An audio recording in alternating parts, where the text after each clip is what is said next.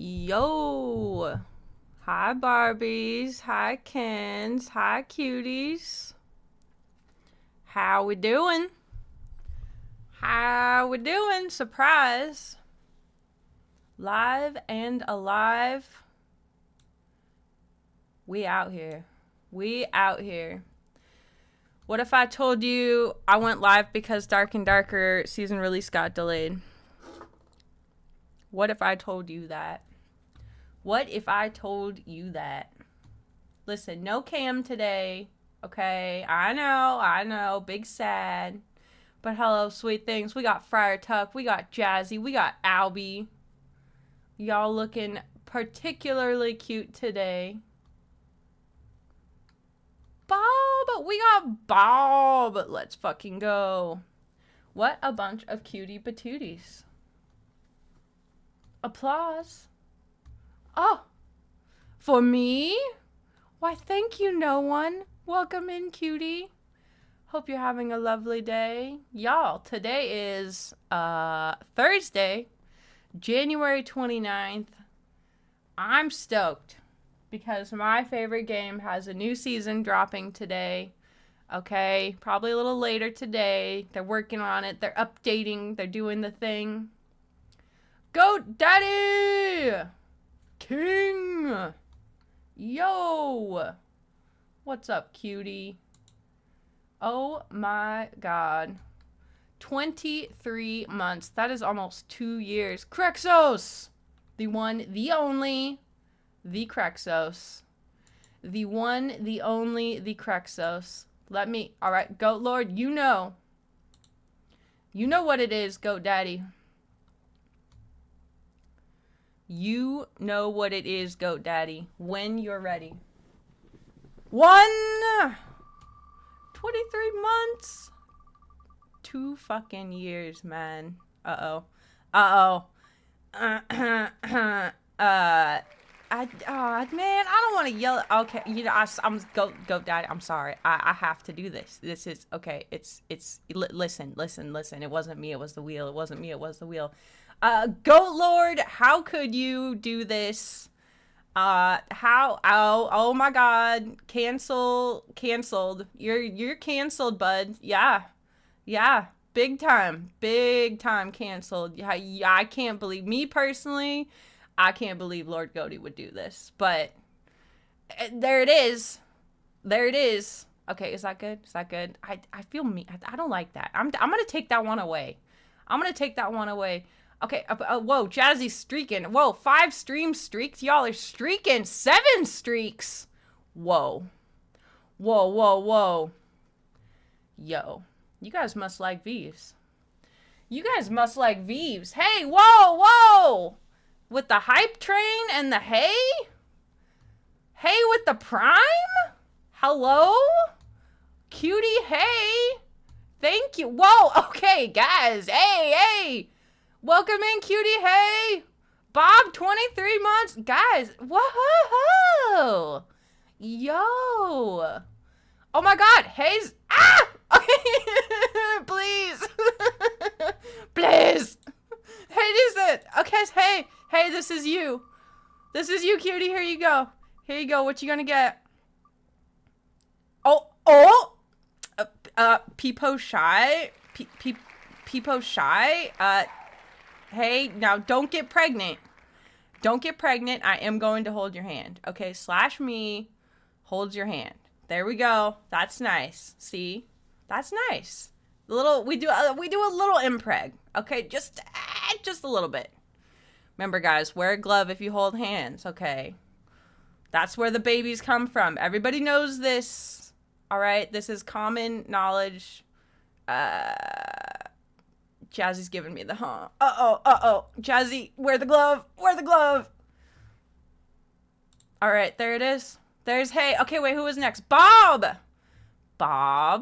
Cutie King. 1. Woo! You guys are on it. What the frick? You guys are so sweet. All right, here we go. Oh, yeah, Bob. Now that's my kind of spin right there. Excellent. Okay, hold. Oh, yeah. Now that's my kind of wheel spin right there. That's my kind of wheel spin right there. Mask Mud! Yo, King! I'm out here waiting. I'm out here waiting for the beautiful game. Waiting for the beautiful game. Figured, you know, might as well go live.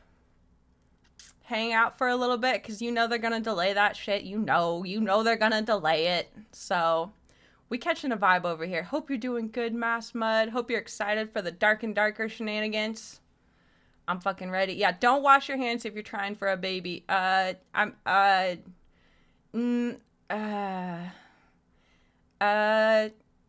Yeah. Yeah. Guys, I don't know. Okay, that bong rip got me. Okay, we're here. We're here. We're good. Everything's good. Guys, thank you so much again for the fucking resubs and fucking my God, the primies, the resubs, the lovin's. You guys spoil the shit out of me. Thank you. Thank you. Thank you. Thank you. You guys are the bestest. You guys are the bestest, all right? You got to send me something you recorded. Your brother from the army was flexing on me with college knowledge. So you what? You what? All right, hold on. Is that you making my phone vibrate here? Hold on. Let me see. That's a whole bunch of... What is this? It's a whole bunch of audio messages.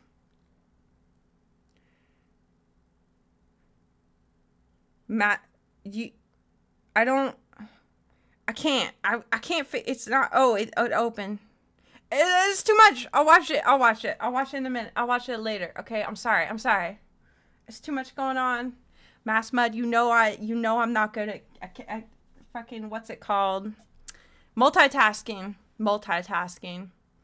I struggle. I need to get better at having Discord, like, up while I'm streaming. Because I feel like pretty much all other streamers do that. And for some reason, like, it's too much for me. I can focus either on streaming or on Discord. But both is tricky. God, I'm so ready for Dark and Darker, though. I am so fucking ready. Oh, banger song. All right. Here's the plan, cuties. I'm waiting. I am waiting for my game. I'm waiting for my game. Now, while I do that, we're just going to hang out. Okay? This is the vibes. The vibes are hanging out with Vives. Okay? I hope you're okay with that. One eye on the chat second. No, I can't. Albie, you know I can't. You know I can't do this. Also, guys, thank you for the hype train. You guys spoil the shit out of me. How'd I get so lucky? I appreciate all of you so much. And I will show you that now by conducting one marbles race. Okay? We'll do one. I know, no berm today. Big sad type shit. Big sad. That's okay. Get your fix right here, right now, on the Vives broadcast. Yup. 60-second countdown starts now. Don't worry about it, Jazzy, my love. It's just some fucking guy. He goes live sometimes. Don't worry about it. I heard he likes to give women VIPs and then take them away. Yeah, that's crazy. That's what I said. I said that's crazy. But he does it, so I don't know. Canceled, maybe. Add him to the list. I'm canceling everybody today. This is fucked up. Everyone is grouped up but you. Yeah, why'd it put hey all the way? Oh, there you go. You got Friar Tuck chilling with you. Okay, there we go. See? Friend. Bud. Everybody choose the buddy system now. Everybody buddy up. You already forgot how to RP without admin powers. Oh. Got him. Okay, here we go, bitches. It's Dark and Darker Day. Act like it. Ooh-wee. 9 people in my humble little marbles race? My God. Mein God. Also, let me Let me pump up the tunes just a little bit. Okay? While we do the marbles race here. Oh, look at Jazzy. Oh, my queen. As always, I will be rooting for the love of my life, Jazzy. Look at her go. She's simply built different, I fear. You can't stop the Jazzy train. You can't stop the well, okay, here comes everybody. So maybe, but you know what, queen? I'm a big fan, big believer. Twitch.tv/Jazzy's Bud. Okay.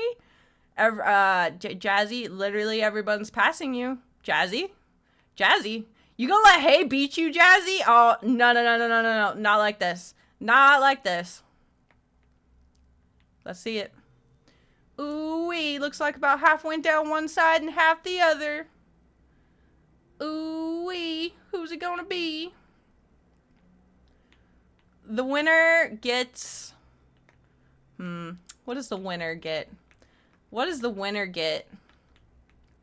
The winner gets my deepest affections. Yeah. There you go. That sounded, you know what I mean? Like when you deeply you know, care. Okay. Beeves, maybe just, you know, stop talking. Okay. I could do that. All right, we got Albie and Jazzy making it fucking happen. Let's go. Let's go. Kings up good this morning. Kings up good. Winner gets a shallow resting place. Oh my god. No, they took Friar Tuck. No. Rigged. They took her from me. How could they do this? How could they take Friar Tuck? No, I died too. I'll follow you, Friar Tuck. Oh, whoa, Jazzy, chill. Oh my god. Jazzy, let other people play the game, you know? Let other people play the game. Jeez. Albiwar coming in a very sexy second place. Followed up here by Hades and Correxos. Who's it going to be? Oh! Hey, got a little block there at the end. Damn it. Oh, no. Oh, okay. We got Bob. Come on, Mass Mud. You got this, King. There it is. Winner, my queen, Jazzy Bud. Let's fucking go. That's my girl right there. That's my fucking girl, okay? Oh, no way. Is that the Dirty Dan? The Dirty Dan TTV in my chat. Dirty Dan, I am so excited. Arena? I don't think so. I don't know. I'm just so excited. I'll take any. I want to do the new Goblin Caves map. I want to do the new. I want to do it all. I want to do it all, Dirty Dan, and I want to do it now. You missed marbles? Oh really? Mr. Fifth Place over here. Mr. Fifth Place over here with your.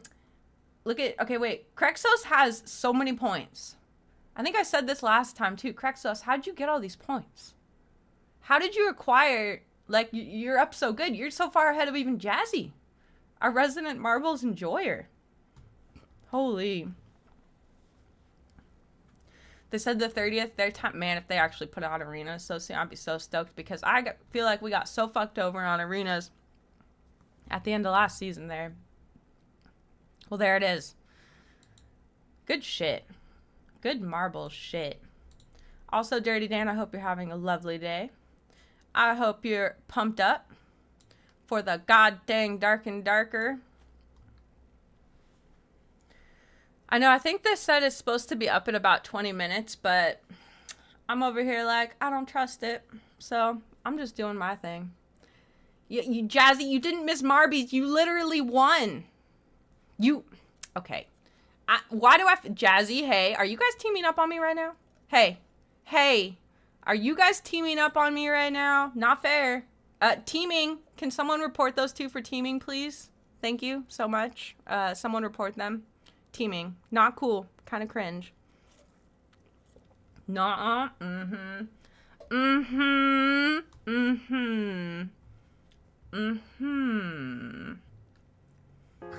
The peach! Oh, I'm so glad that's fixed. Peach. Is there any benefit for starting playing as soon as they reopen? I mean, you get to start playing sooner. You know? Give me that sweet, sweet fix.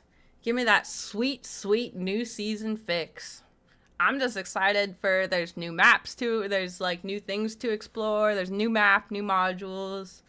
I'm just excited to play the goddamn game. I want to get in there. If anything, it's actually not a benefit to start playing because sometimes like they'll find a bug or something they have to patch and then they have to take the whole server down again. I've definitely seen that happen. So we'll see. I'm not rushing it. We're vibing. All right. All right. All right. And here's what I want to do today, okay? I need to, okay, guys, Jarvis, pause music. I need to talk to you guys about something. Okay, I need to talk to you guys about something. Now listen, this last, for my birthday, my buddy Murphy came down and spent the night, right? And we hung out, and it was great. And they're like, well, have you seen this TV show, Heated Rivalry? And I was like, no. I think I've heard of it, though. And so they put this shit on. And when I tell you, I was so locked in. After just, we were laying in bed and I ended up falling asleep. We fell asleep because I was so fucking tired from like sitting up and visiting. But the next day, because we got through like one episode, the next day when I tell you, I went back and I fucking like binged watched all of it over like yesterday and the day before. I binge watched every single episode of this show. And when I tell you, like, okay, listen, I don't usually cry, okay, about movies and shows or whatever. But at the end of this one, your girl was teared up. I was teared up, okay, for real. This is, I don't know where all of this amazing gay, like, story romance is coming from that I've been seeing in movies and on TV lately. But, like, holy shit, keep that shit coming. It's so good. Like, this show is very, like, Pillion coded. If you were there for our movie night, we watched Pillion. It kind of reminds me of that a little bit. There's definitely PPs. Okay? But the reason, because I remember seeing this preview for it. The Canada-Russia final showcasing the two... And the reason I didn't watch it is because I was like, I don't like sports. Like, I don't know anything about Canadian hockey. I don't know. Wait, you remember playing WoW? First 3 or 4 days of expansion are super laggy and you get disconnected. Yeah, that, you never know when something first comes out how it's gonna act. Very true. I can't wait a week. I can't wait a week though. I'm too excited. I'll be okay. I'm too excited. Anyway. Yeah, so the reason I didn't, because I remember, like, hearing about it, but I was like, I would never in a million years, like, watch a hockey show, okay? Like, I was like, that's not for me. Okay, listen, when I tell you, they don't even show a single start-to-finish hockey game in the entire series, because it's not even about that. It's not even like that, okay? Excited or addicted? Hey, listen, I can stop playing Dark and Darker whenever I want, okay? I'm sorry. Okay, and Jazzy, like, okay, Jazzy specifically, my Canadian queen, have you seen this? Have you seen Heated Rivalry? Because all of a sudden, by the end of the show, I know some hockey terms, and I'm like, when did this happen? Okay, because I am not a sports gal. Oh my God, Jazzy, watch this show, okay? Everybody needs to watch this talked about prospects in the world. Show. Canada's Shane Hollander. Shane Hollander, I wanted to introduce myself. Okay, when I tell you that both of these men are so fine, okay? So fine. Like, especially, like, okay, I'm not gonna lie, like, they are both fine, but, like, this guy, Mr. He's Russian, duh. And it's, like, got me on this whole, like, Eastern European men kick. Okay, don't judge me, all right? Like, it's, hey, you know what I'm saying? Like, it's just, yeah, Figure skating is a better sport. And Russia's Ilya Rozanov. A flaming mace? You're Hell an yeah. awesome player to watch. Yes. Very good at hockey. The best, probably. We will be seeing each other a lot. Yeah, Boston and Montreal Yeah, they play will. against each other often. Yeah, you're gonna be seeing a lot of each other. You know what I'm saying? Hey. Roz, you gotta see this. She's like a huge movie star. Are there any gay hockey players? None that have said it publicly. Okay, yeah. You know, it's like С кем ты that. сейчас встречаешься? Also, this guy is so beautiful. I've never seen him in anything else ever. And like, I'm like, how was I sleeping on him? Like, he is so fine. Like, he is just beautiful. Like, he's just a beautiful man. I don't know how else to put it. Like, So what's my name gonna be? Даже не с Джейн? Dream. Вы уже несколько лет переписываетесь. Я думала, может быть, это что-то серьезное или... it's so This good. is such a bad idea. What is? Yes. How Yes. much pressure do you feel from the fans, from the hockey world in general? I find it hard being so high profile. Yeah, I was not prepared. I was not prepared, okay? At all. So, you're not gonna tell anyone about this, are you? Oh, I am. I'm telling everyone because you listen to me right now. You listen to me right now. Like, it's so good. Yeah, it was a book, Friar Tuck. And okay, so now I need to read the book Pillion was based off of. And now I need to read the book that this was based off of because both of them sound so good. And I feel like it was such good gay literature that I was just sleeping on. And I want to consume it now. But no, this show blew me away, honestly. Maybe it's because I had, like, zero expectations going in, but honestly, like, it's kind of like with Pillion, where it's like, oh, it's like, you know, a little bit of softcore porn type shit, which it is, but also, like, all of a sudden, I'm, like, so invested in the story. And then write a fanfic merging the two together. Stop, Albie. I like how your brain works, King. I like how your brain works, King. Okay, I'm just saying. If we had like this type of scenario, but then you threw in like Alexander Skarsgård, like happy birthday to me. You know what I'm saying? This show blew me. I mean, it did. Okay, hey, you know what? It did. I got blown. I got blown. And I wasn't even ready. I don't even have a penis, and somehow I got blown. That's how good this show is. No, it's true. Don't haw me, Jazzy. Jazzy, watch the show. I need someone to talk about it with. Please. You know what I'm going to do? I've been getting TikToks about it now because, you know, the algorithm heard I watched it. And it's like girls trying to get their boyfriends to watch Heated Rivalry, and it's like, oh, it's about hockey. Okay. It's like, oh, where'd his clothes go? So we gotta get evil in. We gotta get evil in on this. We're gonna sit him down, and he likes hockey a little bit, so we're gonna be like, hey, you know, just a little hockey, and you know, oh my God, his cock's out. Whoa, you know, but that's okay. I'm okay with it. No sports in this house. Get rid of that sports stuff so I can watch queer media.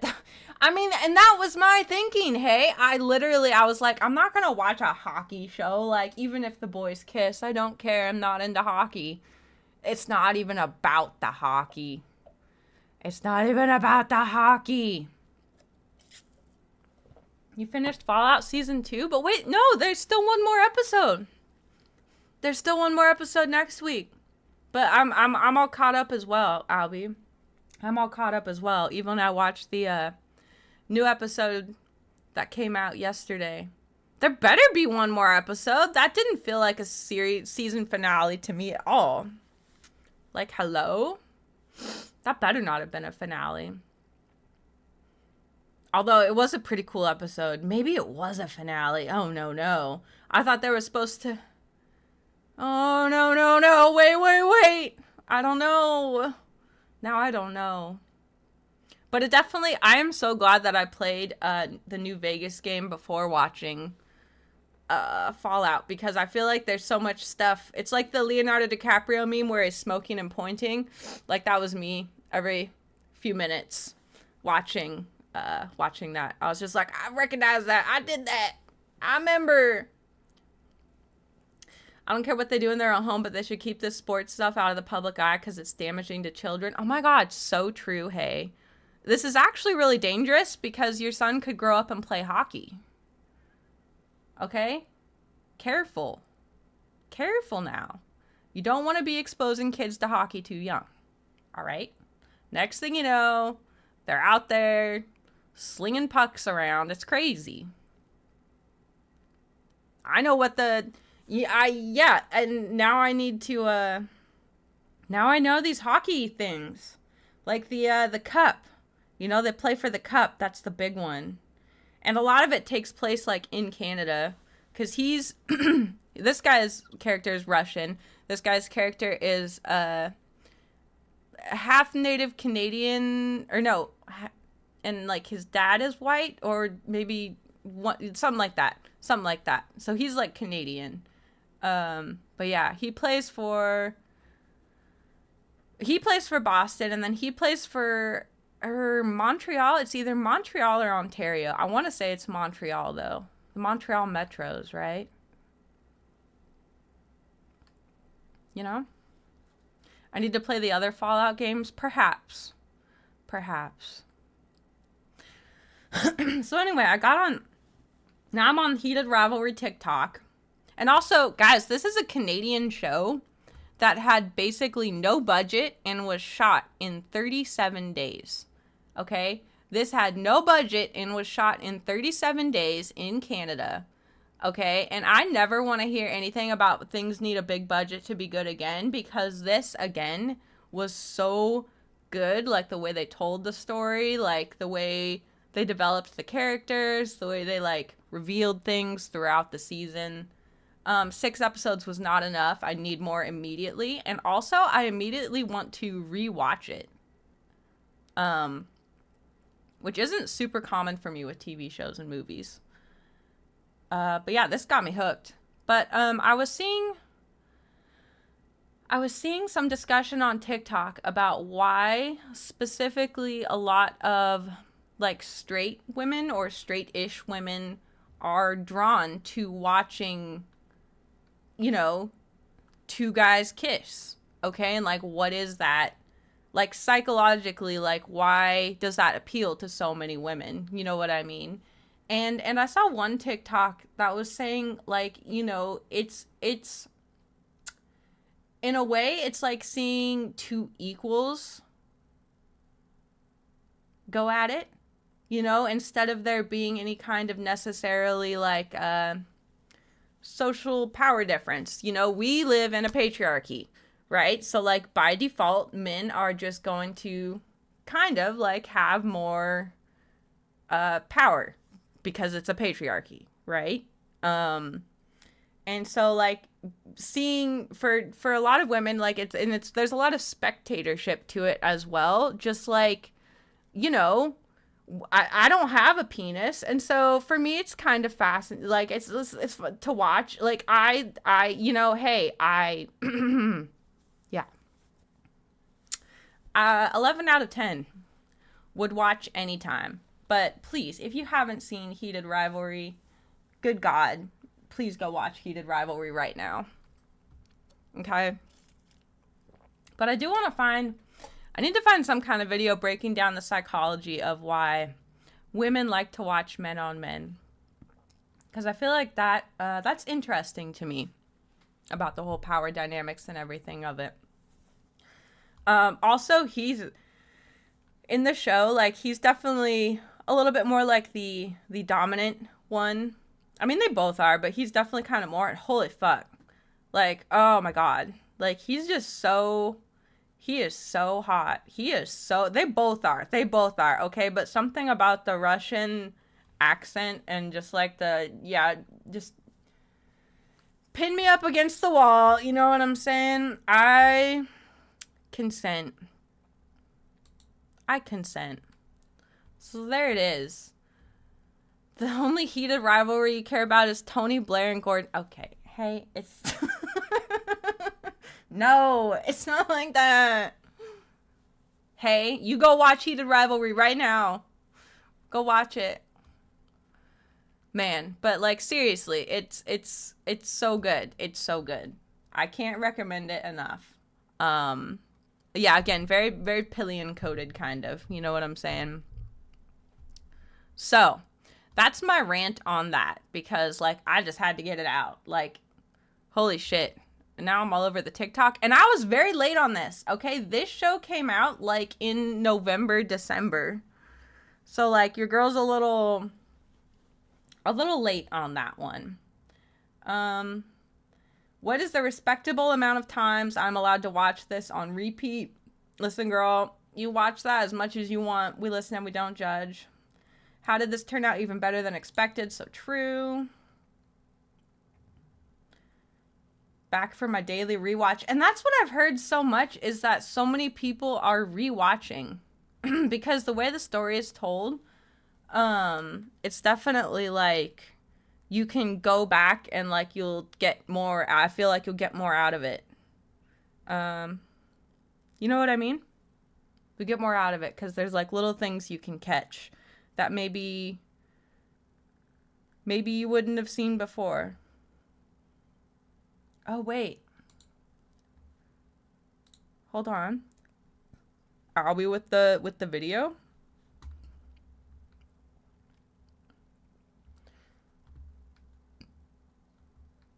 Are we with the please hold. You know, guys, please hold. You know I'm not good at this. You know I'm not good at this. I can do this. Just believe in me, okay? Just believe in me. I can do this. Okay. This is my Discord. This is my... Okay. I think I did it. Oh, that's a long video, but hey, you know what? Like, this is the kind of shit I wanted to get into anyway. This is the kind of shit I wanted to get into anyway.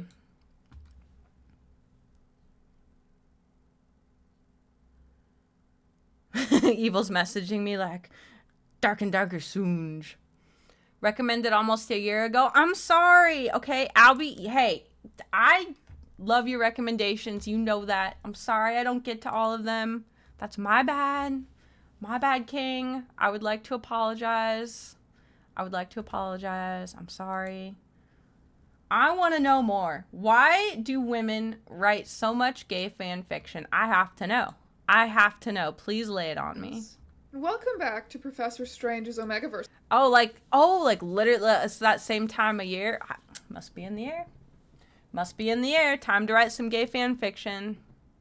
I'm on it. Class. To quickly recap, Omegaverse is a genre which features this alternative to human biology in which, in addition to being assigned male or female, everyone is also assigned alpha, beta, or omega. Omega's... Where does the baby come? Oh no! Is that the guys from Supernatural? Aren't they brothers? Is he pregnant? Also, I love this person's glasses so much. Those are adorable. And earrings. Regardless of whether they are male or female. They release pheromones and they go into heats. Times in which they have a powerful biological imperative to mate. Omegas are always submissive to the dominant alphas. Who's gonna be my omega? Alphas are, of course, big and strong and have giant wolf penis. Nothing in Omegaverse is new. It's just a very powerful... No. Bad. Slash me flicks you on the nose. You're gonna get a UTI. Alright? You do not fuck the werewolf. We've been through this. How many times have we been through this, guys? You cannot fuck that werewolf. You will get a UTI.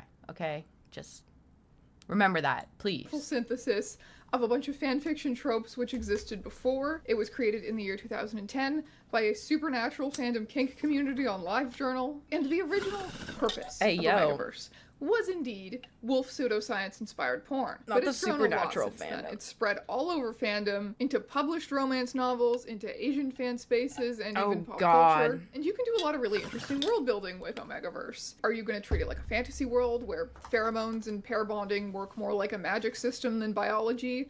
Are you going to create a grim dystopia where all of the Omegas are kept in breeding camps? Is it a comedy drama set?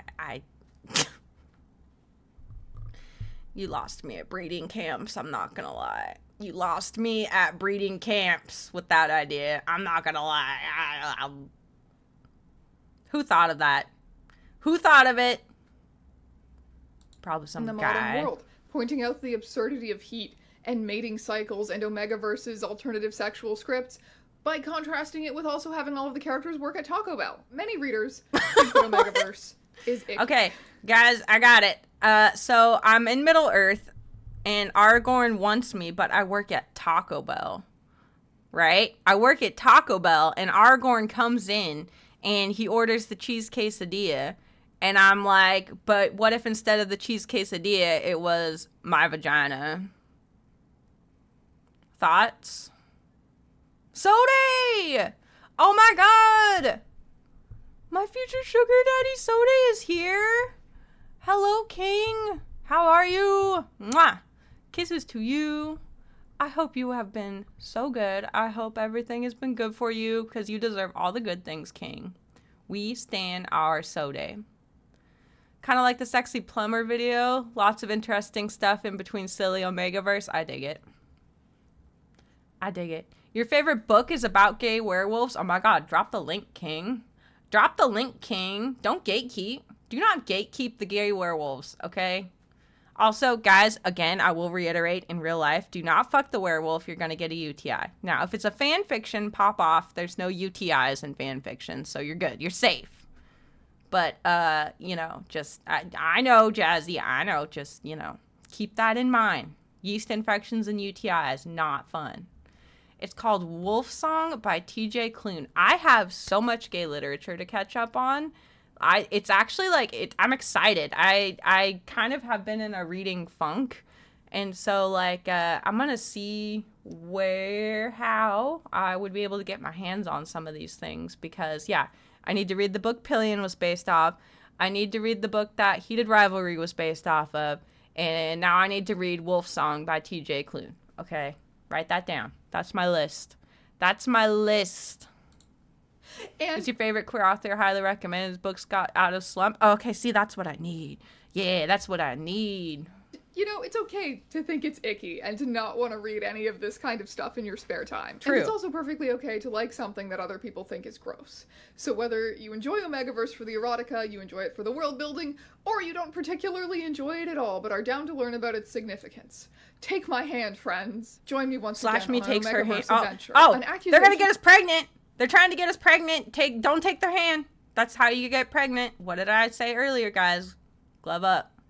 Otherwise, you're gonna get pregnant holding hands, okay? That Omegaverse faces very often is that even if it focuses mainly on male-male couples, it's basically just replacing archaic male-female gender roles which often stripped women of agency with shiny new bioessentialism. But a deep dive into the history of Omegaverse, which I did in my last video, proves that the earliest Omegaverse fanfictions that were ever written were already very aware that you could do interesting things, ultimately subverting those roles and expectations. Let's Dean go. Winchester is an alpha, no matter what anyone else says. Despite the fact that he was born with Omega biology, with his boyfriend Castiel, a biologically male alpha, Dean has settled into a life that he enjoys and is finally comfortable in his own skin. But when his suppressants fail and he goes into heat, he ends up pregnant with Castiel. Huh? Okay, so listen. We listen and we don't judge, okay? We listen and we don't judge. But when his suppressants fail and he goes into heat, he ends up pregnant, despite having never wanted to have the ability to bear a child in the first place. So it's a horror story, is what you're trying to tell me. Like, this is, to me, this is not a fan fiction. This is a horror film. But, I mean, hey, again, we listen and we don't judge, okay, I guess. It's, we listen and we don't judge. For me, it's, like, my worst nightmare. But for some, you know, it's Friar Tuck, you know, it's just, hey, I didn't write it, okay? It's a fan fiction. Somebody else, I didn't do this, all right? Child, this is not a Veeves fan the ability fiction. To bear a child in the first place. Nobody ever ends up pregnant in my fan fictions, okay? That is never gonna be an aspect of the scenario. Just letting you know. Jefferson learns that Hamilton, the White House communications director, an infuriating, brilliant Omega, believes he will be forced into retirement after Washington leaves office. It leads him... What? Is this... I'm just trying to wrap my head around this. Is this a fan fiction about the founding fathers, but like from a werewolf kink perspective? No, I'm taking psychic damage. I'm sorry. If you're writing fan fictions about the founding fathers, you can do better. I'll say it. I'll say it. I'm maybe judging a little. I'm listening and I'm maybe judging a little. You know, Jazzy, no, not the founding fathers, man. Come on, man. You could do anything you want and that's what you're doing. Do better. Yeah, just go ahead and trash that one. We don't need that, Jazzy. You could do better than that, Queen. Come on, man. There's, you know, we could do better. To reconsider the way the world works for Omegas. It leads him to reconsider Hamilton. Dean is a criminal Omega rights activist with the nickname of Robin Hood. Castiel is a runaway Omega going into his second heat with nowhere safe to stay. What happens when their worlds collide? An ill-fated trip to the Omega Clinic marks the beginning of the end of Will Graham's life as an independent Omega. All alphas are collared, tracked, and controlled by the government as part of the Collar Initiative, a set of laws put into place in the 1960s. They temper an alpha's wild nature, protecting Omegas from their more violent counterparts. That is, until the power grid fails one day. Oh, Will no, Graham not... was an Omega. However, there was something wrong internally. His instinct as an Omega were non-existent due to an imbalance of chemicals in the body, meaning he felt no need to submit to alphas and disliked being ordered around. While his heats were ever present and surely something he dealt with every year, he wasn't considered good enough and wasn't wanted by anyone. Then Hannibal came along. Yes, the plight of the Omega is very often informed by the plight of the uterus haver. Gender-based violence, reproductive rights, medical trauma, these are all things that Omegaverse can address. Omegaverse stories can ask questions like, how is identity informed by biology? Is biology destiny? Okay. Valid. Valid. These are valid things to consider, okay? Forget the, like, Thomas Jefferson werewolf fucking aspect of it. If we can get past that, they're kind of asking the real questions, okay? Oh, hey, Evil. Oh, hey, my handsome man. How you doing, King? I know we're holding. I mean, I'm not gonna lie, babe. I'm not really holding. I just decided to go live and chill. And, you know, even if it comes up, I'm gonna give it a little bit just because I feel like they're gonna take it back down again type shit. Anyway. We're just catching a vibe and learning, what is this? Why do women write so much gay fan fiction? Because, you know, babe, I was telling them about Heated Rivalry, which you are going to be watching soon. Soon. Okay? Period. I hope work is going good, though, and I love you bunches. Handsome man. Yeah, you, listen. It's not, think of it as, like, required reading. Okay, think of it as required reading. You're gonna be just fine. It's hockey, babe. You like hockey, right? Yeah. Yeah. You don't do... What do you mean? What do you mean you don't do... You don't... You... What? What do you mean? Oh, hell no. Oh, hell no. How does it feel to have a body that is not in your control? Rather than reducing characters to these uncomplicated stock figures of powerful one with penis and dumb stupid one with uterus, gender and sexuality is often even more complicated for the characters of an Omegaverse. However, before I dig you even deeper into the Omegaverse hole, I've got to tell you a little bit about this video's sponsor, SafeShark. A VPN protects your personal data while you're online by encrypting all of the information that goes between your... Examples of more literary science. Oh, wait, I went too far. Surfshark at an unbeatable price. Thank you again to Surfshark VPN for sponsoring this video. And now thanks to you sending me that TikTok of getting the husband TikToks watching the show. Good. Good. Why are you being, not watching Heated Rivalry? Pretty cringe. Please, I need somebody to talk to about it. Listen, okay? There's not going to be... Listen, we watched the, Night of the Seven Kingdoms, okay? And there was a big old painter there. There was a big old painter. And, you know, you loved episode 3 of The Last of Us. And I feel like if you loved episode 3 of The Last of Us, you'll love Heated Rivalry. Sode, you have... Okay, Sode, I cannot recommend Heated Rivalry enough. I won't stop. I will not stop remember talking to put that about link in the Heated description Rivalry down below because you can't will stop get an me. It's amazing not deal illegal. if you do so. And now I will return you to your regularly scheduled Omegaverse. Omegaverse is a subgenre of science fiction and fantasy, and like all genre fiction, is a reflective tool. There are many examples of more literary science fiction and fantasy which have reimagined sex and gender. A few articles that I read about Omegaverse mentioned The Left Hand of Darkness by Ursula Le Guin because it incorporates heat cycles into its alternative human biology. But I can think off the top of my head of many other books that incorporate some kind of altered biology and investigate how that would affect sex. Genre fiction has always confronted I'm sorry, the what? biology Can and I just... investigate how My that... hottest take is that the Harrow, the ninth arm regrowth scene is a sex scene. What? The Left Hand of Darkness. Okay. Write that down. Add it to the list.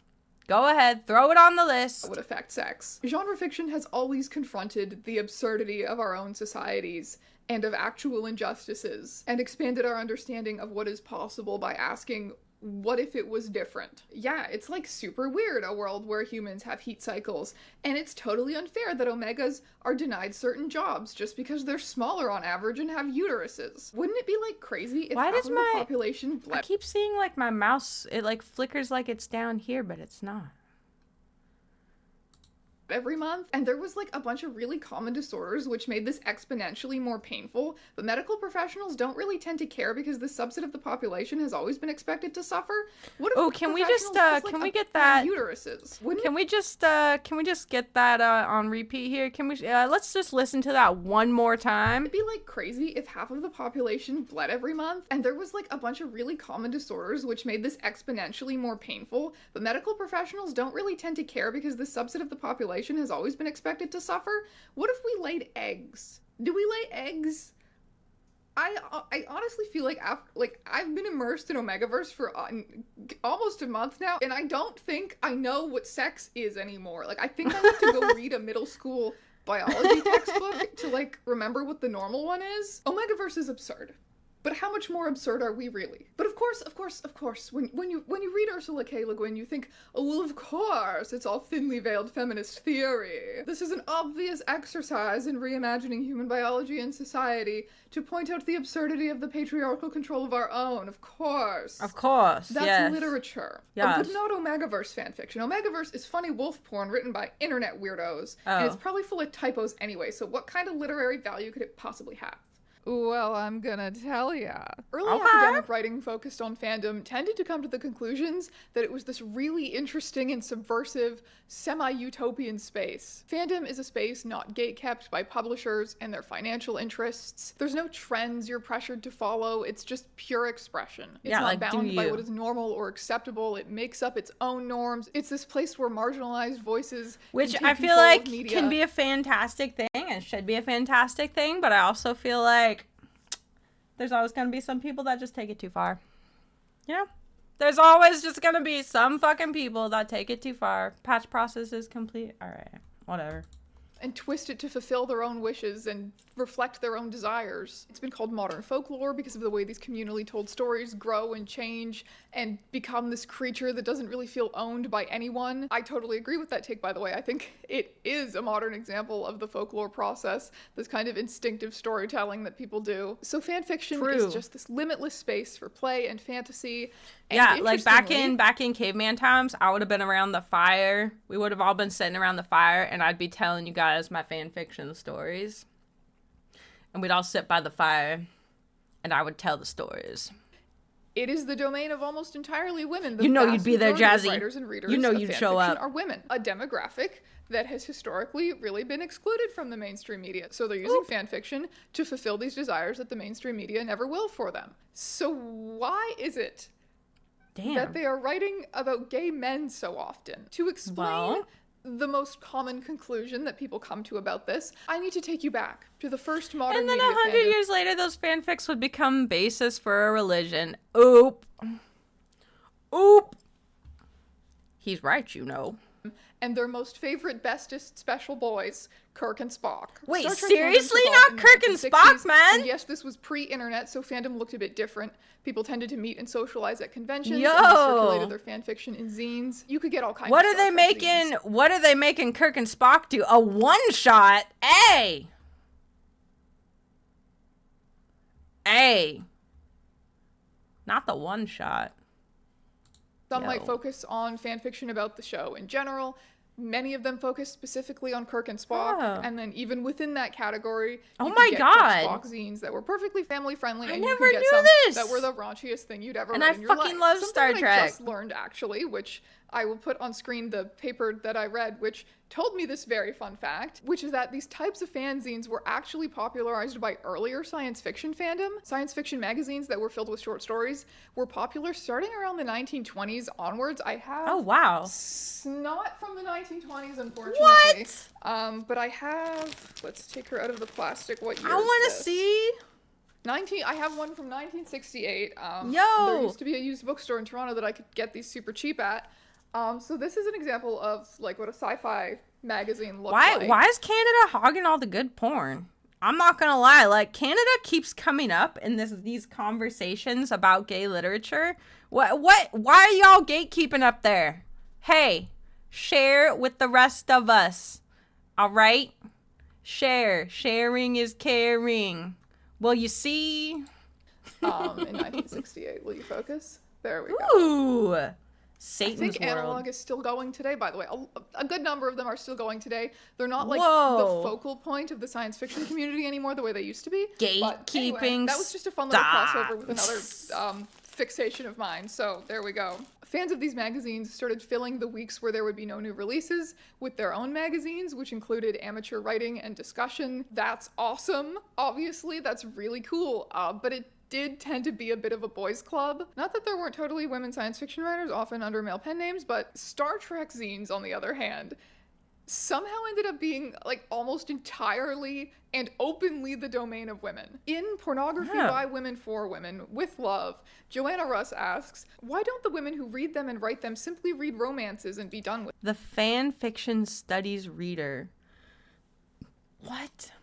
I got so many books I need to read now.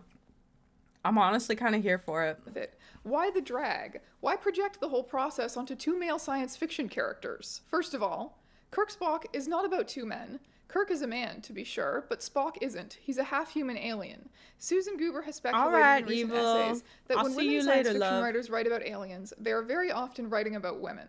The lovers come from different worlds, these stories constantly emphasize the difference in their natures and backgrounds, and the sexuality in the stories is only nominally male. There are betraying details. The characters leap into anal intercourse with a blithe lack of lubrication that makes it clear the What? authors are thinking of vaginal penetration. Listen. Here's my tips on butt stuff. Okay?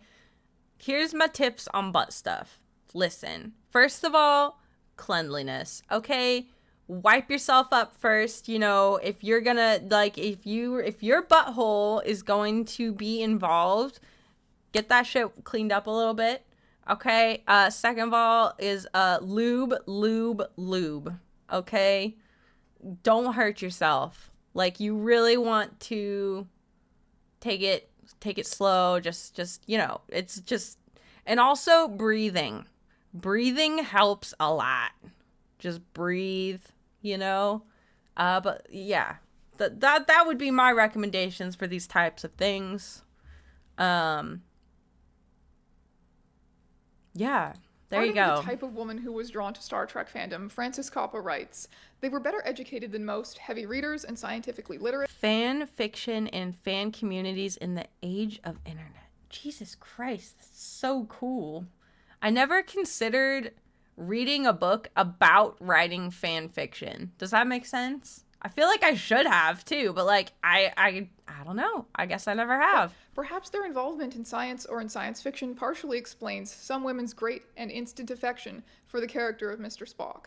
Certainly a female engineer, botanist, or computer programmer in the late 1960s knew what it was like to be treated as an alien with an inappropriate and disconcerting emotional range. One of the earliest academic investigations of Kirk Spock / fiction is Romantic Myth, Transcendence, and Star Trek Zines by Patricia Fraser Lamb and Diana Elveith, and this is what they had to say about why women were so interested in this relationship. Kirk Spock stories remove gender as a governing and determining force in the love relationship. The lovers may have problems to confront, but one problem common to contemporary women never arises: one partner's inferior sexual rank in sexist society. Joanna Russ has commented, and that's kind of what I was saying about, like, you know, the power dynamics, like why women like to watch two men together, you know, having to do with seeing a more equalized power dynamic. There's something, yeah. There's something there. A sexual rank in a sexist society. Speak on it. Behind Kirk Spock is What If I Were Free? The authors describe Kirk and Spock as psychologically androgynous, and that the absolute most important defining feature of their relationship is their equality. The friendship between Kirk and Spock is obviously very compelling. It's a focal point of the show. They have a great dynamic. Some people have analyzed that to say that their traits, when juxtaposed, equal the perfect genderless dynamic. Spock is very masculine in that he's very logical and controlled in his emotions. He's a scientist.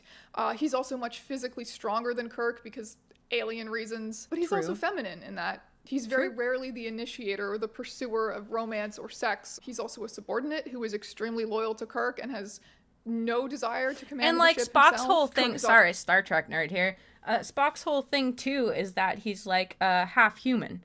So a big part of Spock's character struggle, like over the arc of the Star Trek stories, is like dealing with his emotions and choosing whether to, you know, suppress them completely, which is what Vulcans do, or to like use them, you know, to feel and take power from that, which is, you know, like his human side. And I've always been really interested in Spock's character. I think he has a really interesting, just like story in general, interesting character to me. Yeah, and just fighting between, you know, having those really big feels and then trying to suppress them at the same time.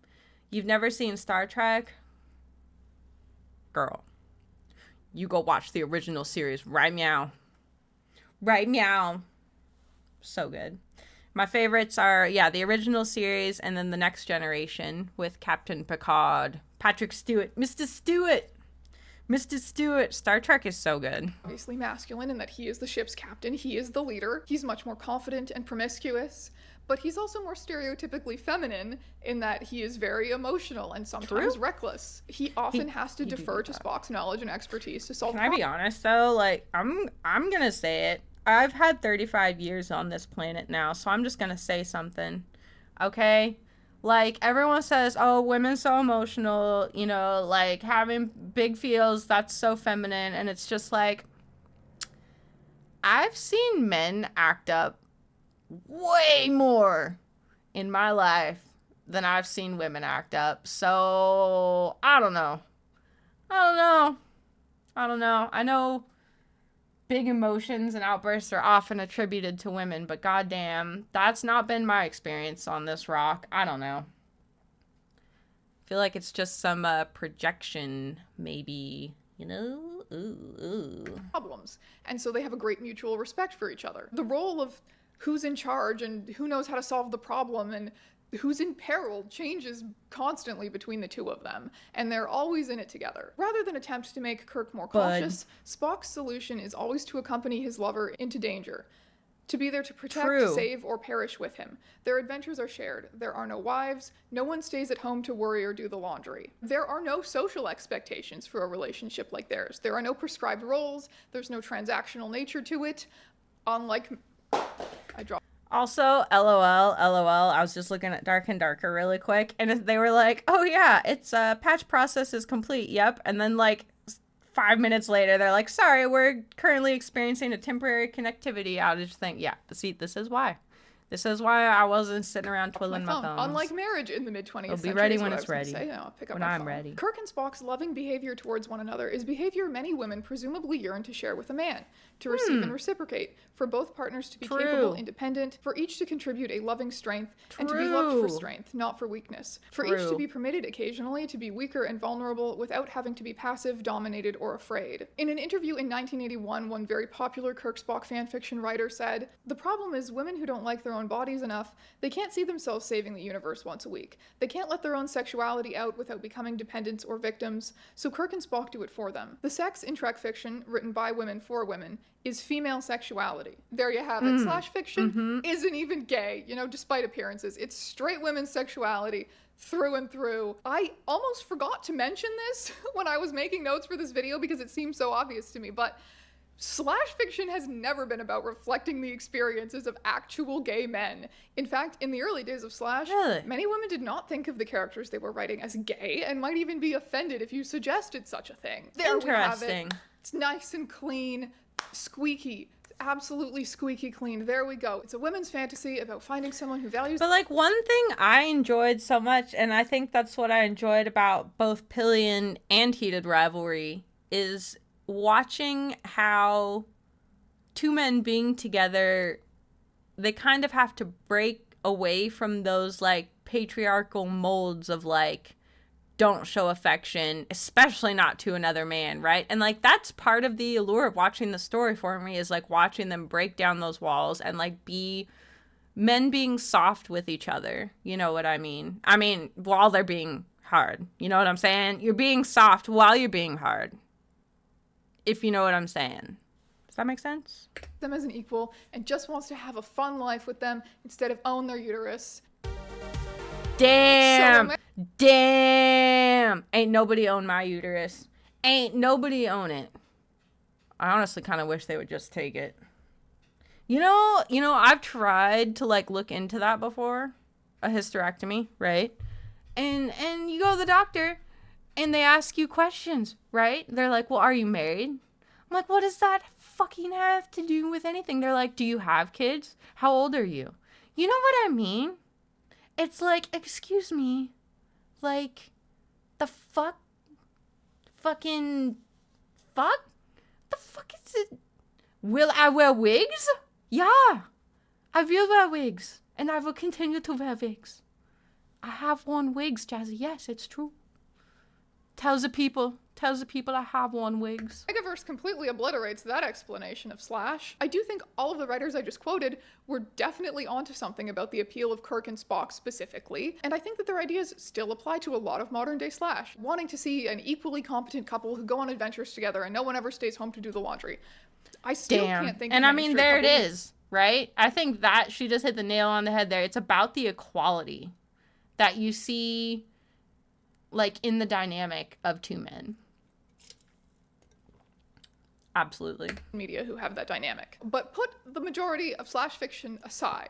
Okay. Put it aside. Okay, to the side. Looking at Omegaverse specifically. All right, I'm scared. What do we do with that? I We don't have this know. beautiful shining vision of equality in fantasy gay men making up the majority of couples and fan content. And then suddenly in 2010, a bunch of people go, what if we give some of the men uteruses and then oppress them again? I'm sorry. It's not funny. Don't. No, Jesse. I don't know if we're allowed to laugh at that. Fuck. I'm laughing at it. Oh, of course. What if we gave the men uteruses and oppressed them again? Yeah. Yeah, baby. Let's go. Verse represents women, queer people, other minorities. Please no. Reintroducing their trauma Poor onto Sode. cis male bodies. That's like Don't worry, crazy. Sode. I won't let the alpha wolves put a uterus in you. Don't worry. Don't worry. I won't let them do it to you, King.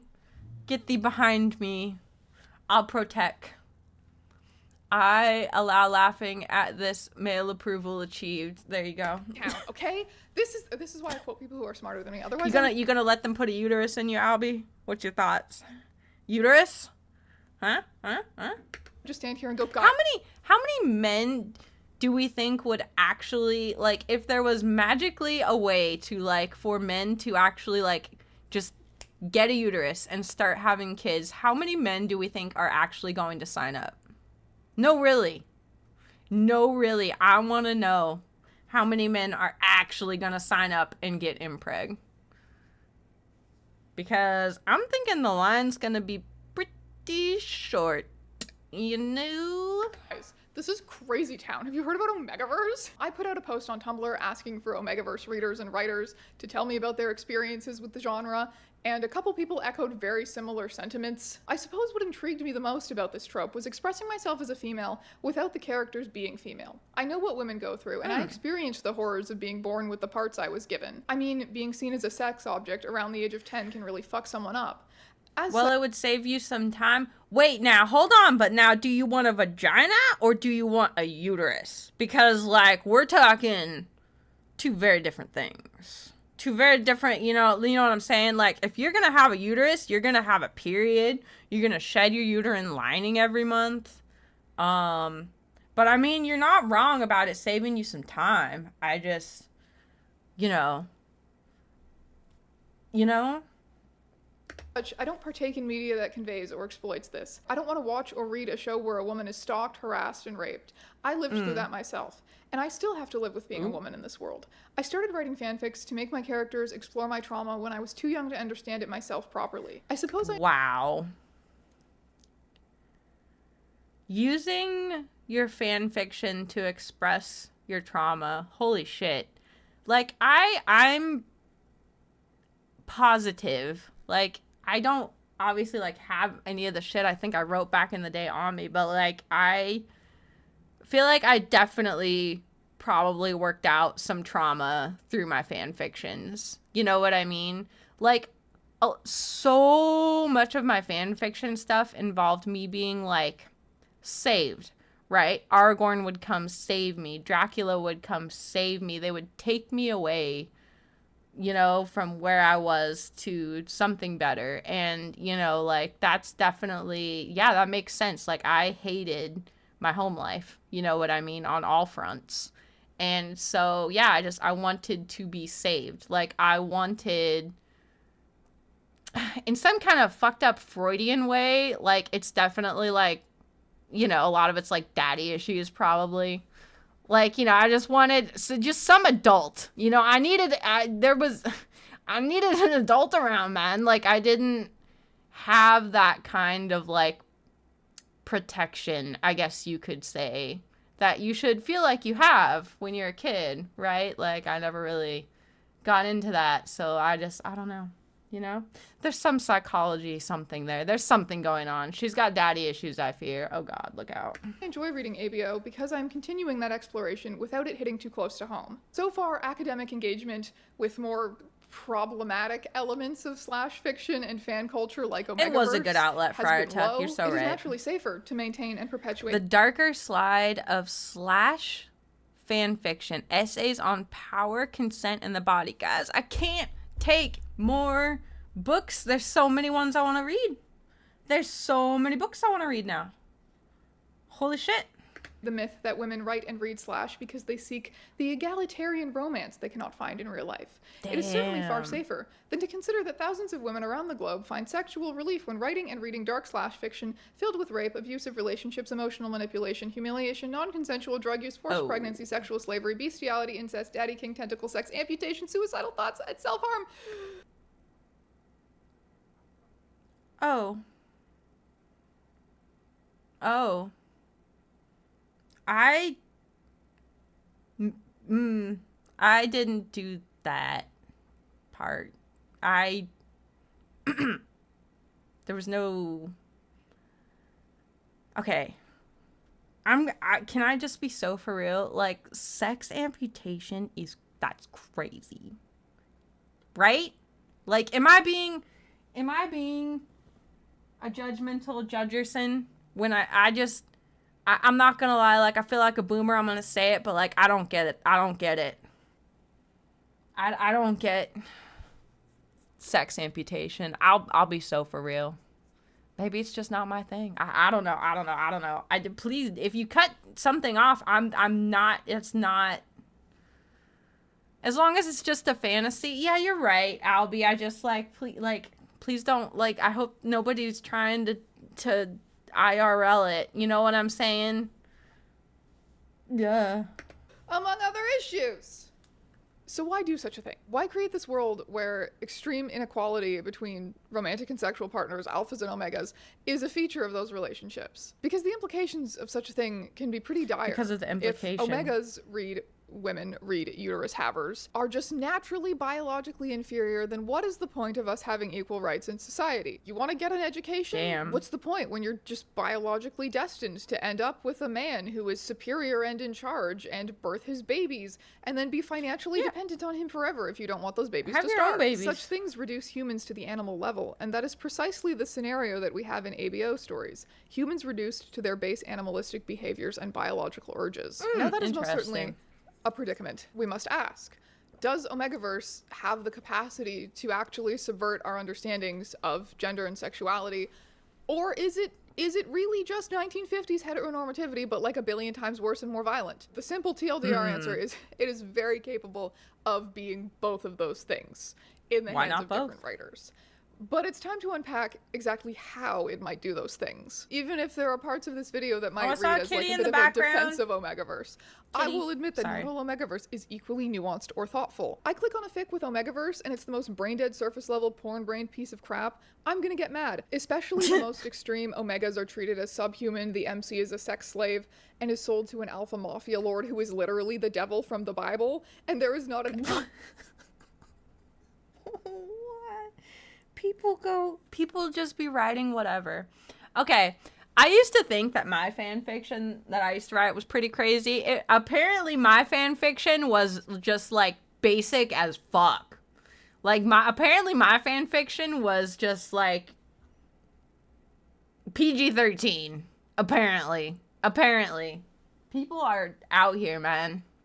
Of critical thought or depth behind it. They don't even have to try and dismantle the whole societal structure or anything. Just be a bit more nuanced. God handed you the perfect subgenre to write something interesting and you wasted it. It's always buff alpha man rescuing small petite omega girl, and I'm tired of it. Like, no, it's supposed to flip the idea of strong man, weak girl on the head. Make the man pregnant. Let the girl, not her husband. Good Omegaverse, or so they call it, is often interested in balancing the power between characters in the top right in interesting and complex ways. One way that people might do that is have the petite woman actually be an alpha who knots her husband. Another popular thing is having characters Who what's her husband? Hey. You go, girl. Like really masculine and domineering in canon actually be omegas in fanfiction to show their more vulnerable side. Stories often use omegas as stand-ins for women in relationships with men to talk about how they might negotiate power in a world where their relationship is unequal. They can show what it looks like to have conversations about consent and negotiate equality in a system that is problematic. This is discussed a bit in a really good paper that I also referenced in my last video, In Between Boys Love and / Dan May Fiction, Transcultural Media, and Changing Gender Norms in Contemporary China. That's the paper. So to illustrate this point, the author summarized the plot of this popular Dan May story, Military Academy Cadets. And allow me to read you the plot summary of that story. The nearly 8,000-word original novel tells the story of Lin Yuan, a brilliant young cadet at the top military academy in the Empire. Having passed the entrance exams with full marks as a beta, he becomes the roommate of a young prince, an alpha named Shiza. Lin Yuan soon captures the heart of the prince with his outstanding physical strength and mental prowess. Later, the prince finds out that Lin Yuan is actually an omega who has been instructed to use hormone suppressants since childhood so that he could live a free life. This was necessary because according to the law of the Empire, all omegas must be sent to a special protection center and assigned an alpha mate at the age of 18. They would then be confined to the domestic sphere to fulfill their reproductive duties. One of Lin Yuan's fathers, Ling Yu, is also an omega who, disguised as a beta... Did you tune in at the right moment? You know what? Enjoying for you? Yeah, probably. I'll be so for real for you. Yeah, you're probably right on time. Also, enjoying. Hope you're doing good, King. Happy Thursday. Becomes the top general of the empire. Yet when his true identity is exposed, he loses everything and is forced to live on the run. The father and son together help the prince clamp down on an insurgency led by the head of the military, after which the royal family implements new equal rights legislation, enabling Omegas to participate in public affairs and hold office. Why do I have one clip made from this stream? Hey. What are you guys clipping? What are you guys clipping me saying? Hey. You. Yeah, you. Who was it? Come on. Fess up now. Respondent to my Tumblr post drew parallels between Omegaverse dynamics and historical fiction, which I thought was an incredibly interesting point. I tend to like stories set in societies with complex rules and standards for courtships, like Regency romances. Sausage. And what drew me in was the way Omegaverse societies manage to be queer normative, but still have a lot of patriarchal bullshit, so I can have 2 men or 2 women in an arranged marriage without being forced to spend time addressing the elephant in the room. Which is, of course, that they're gay in a structured courtship situation. Trying to work within... You ever kind of gay in a structured courtship way? You know? Hey. Convoluted societal restrictions and negotiating power has long been a staple of romance novels. PWP porn without plot is a fanfiction category for a reason. It is a thing. However, porn with plot has long been a lot of women's preference. Yes, there is porn, but sometimes hundreds of thousands of words of context as well. And the intellectual appeal of that plot of those power negotiations is often part of the sexual appeal of the story as well. Joanna Russ writes regarding the appeal of these stories, "We have ingeniously, tenaciously, and very creatively sexualized our female situation and training and made out of the restrictions of the patriarchy our own sexual cues. For example, women wait. Women are, quite realistically, wary of heterosexual activity. Thus, the endless analyses of motives and scruples for pages and pages, a delay that is in itself erotically arousing. Women must not initiate sexual activity. Thus, the enormous plot conventions, which finally free the lovers to be sexual, such as going into heat, such as sold to hot alpha daddy scenarios, in which that lack of responsibility is itself... I mean, listen. Women kind of go... Uterus havers kind of go into heat. When you're ovulating, look, listen, at least for me, and I know it's for other uterus havers too, okay? When I'm ovulating, I don't know who that bitch is, okay? She's horny. She's, like, a little wild. Okay, like, I don't know her. I don't know her. She's crazy. Okay? It's definitely, like, a, yeah. Ovulation be wildin'. It can definitely make you... yeah, do things, you know? Exciting. An intensifier of arousal, wow, no vulnerability, snitching? Okay, you know what? I respect that, Albie. I respect that. Interesting stuff, Joanna Russ. Good Omegaverse, as they say, can often be about empowerment, about negotiating empowerment within a problematic system. Awesome. But what about the bad stuff? Okay, what about the really bad stuff? What about fics that depict situations that are genuinely really toxic and abusive and sometimes end with the abuser and their victim being in love? The people of Tumblr had to say, "I purposely filter my fanfics on AO3 to avoid it. Maybe my understanding of consent in sex has changed because there's very little of it in the Omegaverse. It's like a very drunken hookup at best. The last time I read an Omegaverse fanfic was in 2021 about the characters of one video game, and it was so disgusting to read when the alpha said he wouldn't let the Omega, who he won in a fight, out of the house until he's off birth control and gets pregnant. I couldn't read any further. It was so gross." Yeah, that's, again, to me, personally, that sounds like a horror story. Okay, that's like the plot of a horror film. Some guy kidnaps you and takes away your birth control and won't let you leave till you're pregnant. That's an actual, like, nightmare. Like, that sounds like that's hell. That is hell. If there is a hell, that is hell. But, I mean, you know, fantasy, I suppose that's some people's thing. Some people definitely have breeding kinks. Okay? Some people do that. Now listen, if I'm having sex with a guy and then he's like, "I'm gonna get you pregnant," I'm out of there. I'm gone. I'm done. It's Jover. Goodbye. Goodbye. Even if it's just like dirty talk, do not. Do not. Person said, I have kind of a fraught and frustrating relationship with the genre. As a woman, I was constantly told that I would have kids, as if pregnancy was the albatross around my neck I could never shake. When I got into fandom and started really exploring my queerness, I tended to gravitate towards ships where no pregnancy was possible, like cishet men and women dating each other, or one of the characters being unable to conceive for whatever Maybe that's another thing that I enjoy about men with other men is like, I don't have to, there's no like, is he gonna get pregnant worry. You know what I mean? You know what I mean? Like, no problems there. No uteruses here. Man.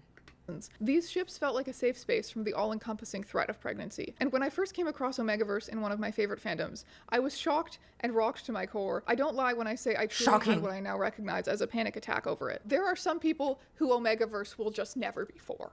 And that is perfectly okay. However, some readers and writers choose to confront similar traumas, similar negative emotions, by inviting those negative emotions in a context where it is safe, in a context such as consuming fiction, where they are always in control, to experience something scary in a safe context, basically. And I think that's like giving yourself a safe space to have experiences. Yes. I can relate to that for sure. Like, I feel like a lot of my fan fiction writing was giving myself a space to, like, also, like, explore what I liked, you know? Like, I was just coming into my sexuality, and I didn't really know, you know, what I wanted. But I think everyone has different definitions of, like, scary, right? Like, for some people, like, a breeding thing is, like, their number one yes, and for me, it's, like, my number one no, you know? Like, to me, that's scary. To some people, that would be ideal, right? I don't know. Everything's just, everybody has such different tastes. Also, I still am listening. I'm just gonna go grab something real quick. I'll BRB. I'm gonna let this play. I'm still listening, though. I'm still listening. Not too crazy of a concept. We are a species that willingly eats habanero peppers and watches slasher movies and rides roller coasters. There are lots of people who watch gruesome horror movies and root for people to get stabbed and enjoy it when they do. Are they then going to go out and stab and murder people? Do they think murder is awesome? No. The crazy emotional turmoils and sometimes even outright trauma and abuse seen in some fan fictions, I think, can be read as like a safe danger for some people in similar ways. When the Omega Empath Met the Alpha Doctor is a paper about Hannibal Omegaverse, and it talks about this idea of like safe danger a little bit. The author identifies a handful of negative emotions that are very present across a lot of darker Omegaverse stories, such as intense feelings of powerless or helplessness. By default, an Omega is a powerless, sometimes even illegal being, condemned by his biology to a permanent state of helplessness, and also deep feelings of inadequacy and unlovability. By definition, an Omega is not a partner to be loved, but a vessel to continue the Alpha bloodline and fulfill the many sexual needs of his Alpha. His pheromone reeking is inconvenient, his constant cycles awkward, his uncontrollable sexual discharge embarrassing. The author suggests that uncontrollable sexual discharge is crazy. I'm sorry. Not the uncontrollable sexual discharge, man. I can't. Turning these feelings of insecurity into fictional sexual situations is a way of gaining control over them. And let me just say, after reading that paper, Hannibal ABO is bonkers. The paper analyzes one story, which cites Lolita as an inspiration. It's narrated by... Okay. No. Because, no. We don't fuck with that. And Lolita's where it gets weird, man. Lolita's where it gets not cool. Hannibal, an adult Hannibal who buys a teenage sex slave Will. It analyzes another story. Yeah, straight to jail. Straight to jail. Straight to jail. Check the hard drive. Pull the hard drive straight to jail. You done too far. Nope. That's illegal. Whoop. Which Hannibal and Will are both adult alphas. However, Hannibal, who desires Will to be his Omega, gives him hormone replacement without his knowledge or consent to... Yeah, it's a horror story. It's an absolute horror story. to slowly turn him into an Omega, which is honestly not that far from the plot of the original series. So of course Hannibal ABO would be bonkers. A story of intimate partner violence and domestic abuse that no woman would ever want to live in real life becomes a dark sexual fantasy for both author and readers to enjoy only because they are in control of the fiction plot and characters from beginning to end. I mean, okay, yeah, writing fan fiction does give you, and that's another thing I was probably looking for in my big fan fiction writing days, was a sense of control, you know? Like, I had complete control over where that story was going to go, what was going to happen. So it definitely gives a sense of control, for sure. I feel like that's a big part of it. Paper about Omegaverse, this time by Milena Popova, analyzes another bad, dark, scary Omegaverse story, a very short porn without plot story entitled Slick, which features non-consensual sex between Jensen Ackles and Jared Padalecki. What?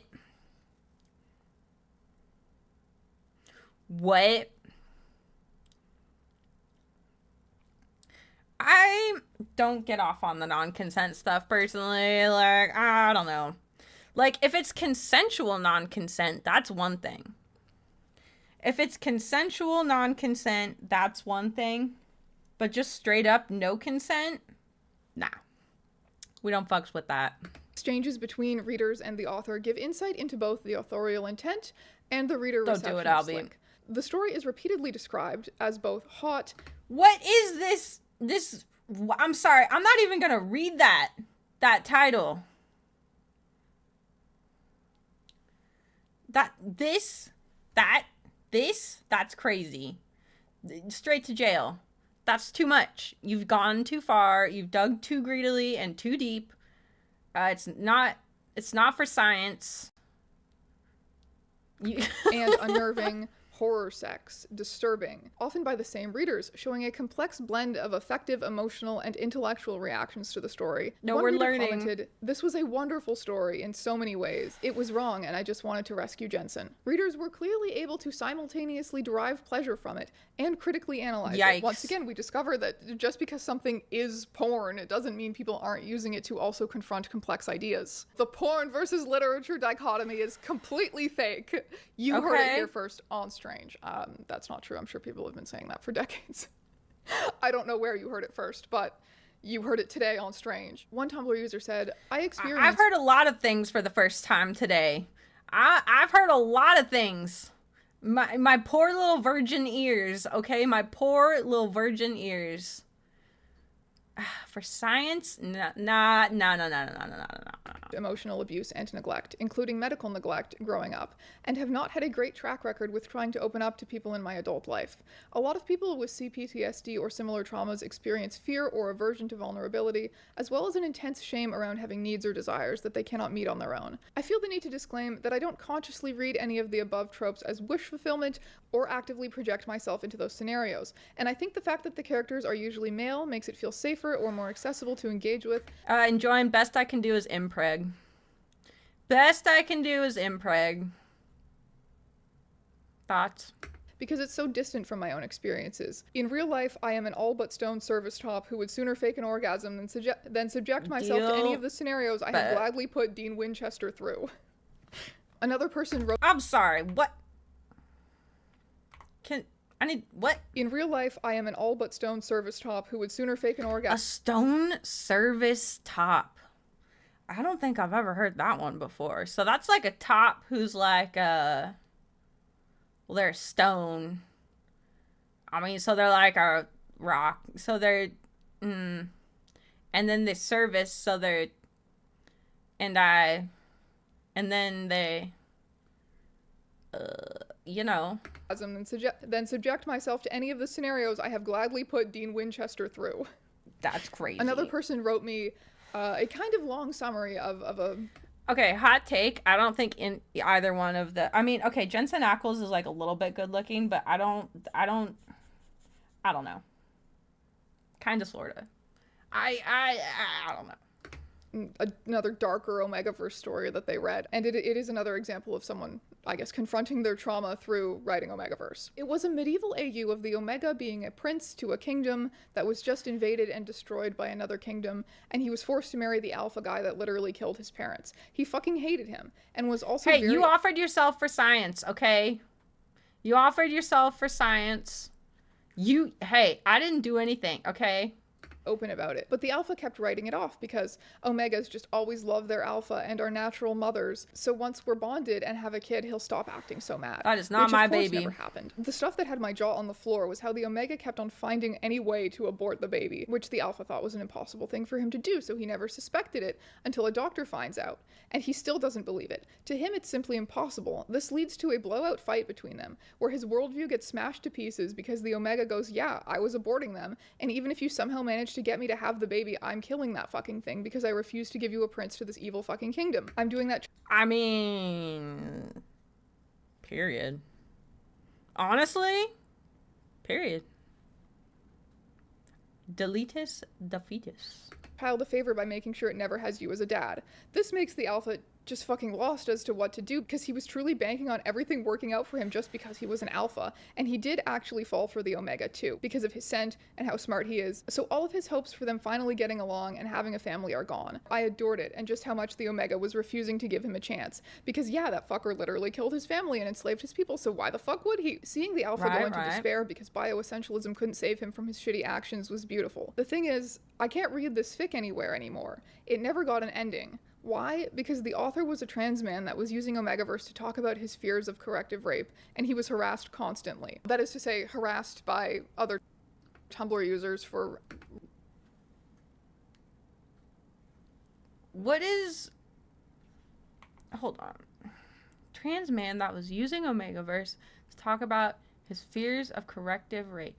What is that? I am not going to Google that.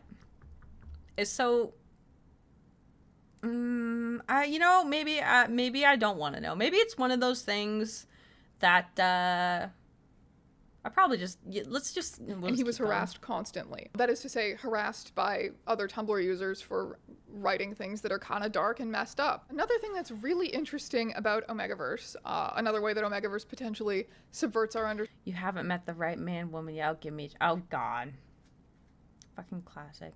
Understanding of sex and gender is its portrayal of non-normative bodies and the way that it breaks taboos. So in the beginning, Slash wasn't even gay, right? By women, for women, etc. But obviously, in the 21st century, we look at Slash and we go, well, that's gay. I know what gay people are. I might even be gay people. Yeah. I look at that and I know what gay people are and I think, well, that's pretty gay. It's pretty gay. When You know, I'm out here watching Heated Rivalry and I'm like, hold on. Am I a gay man? Am I I don't know.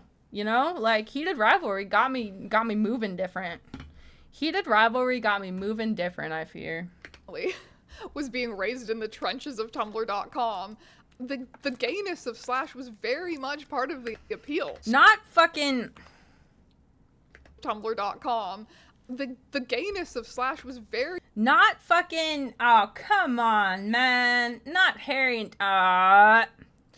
although, I'm not gonna lie, like, when I was into reading Lord of the Rings fan fiction, when I could get my hands on a PC to read it, I saw a lot of titles involving Frodo and Sam and Gollum, or Frodo and Sam and Gandalf, and I'll be so for real, I kind of didn't read those. I mean, 50 Shades of Grey was straight up based on a a Twilight fan fiction. That's what it was. 50 Shades of Grey was literally based on a Twilight fan fiction. Gandalf kind Dumbledore? Hey, write the fanfic. Write the fanfic, you know what I'm saying? Give the people what they want. I'm sure it exists. What's that rule? Rule 34? Type shit. Pretty much part of the appeal. Screw you, closed-minded parents and teachers and church. I'm gonna make Sherlock and John Watson kids. Frick you, figures of authority.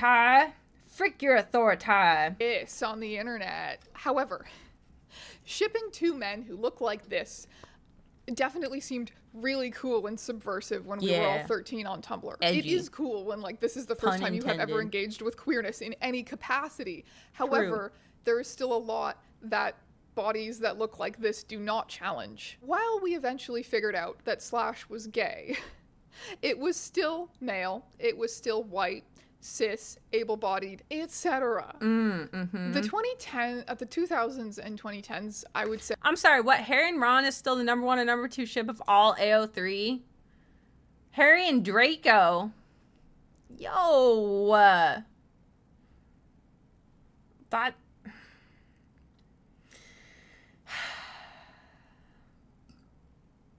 I can't believe it.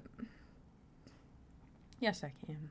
I very much felt like a time of, well, it's okay to be gay as long as you look normal. You can maybe be gay as long as you're not like one of those weird, gross ones, and you and your equally normal partner are like functionally indistinguishable from a straight couple anyway. Except for the fact that you're like the same gender. But the year is 2010. We're past all that bigotry. It been top. Okay, I almost read that as I've been top. Sorry. It been top. Hey, I was gonna say, like, get it, King. Get it, King. You know? Remus and Sirius. Okay, now that maybe I could kind of get behind a little bit. 6-7 fix of Ron and his... What? Okay, guys, now you're just going for, like, the weirdest combos you can think of. Now you're just going for that. You can be gay as long as you're normal about it. And I think that perspective is still very much a thing in certain spaces. So something that makes Omegaverse really interesting to me is just how unapologetically abnormal it is. Firstly, in the way that all Omegaverse bodies and desires are I was just looking for Aragorn and Arwen fanfiction, but then you can add this additional layer. I was such a vanilla little motherfucker. Closeted ass vanilla little motherfucker in high school. Voldemort, Snake, and the Dementors. Okay, stop. The Omegaverse is like... they kind of described it in the beginning of the video. It's like a verse where there's alphas and omegas, you know, and like betas, and then but like the omegas go into heat and they can get pregnant type shit.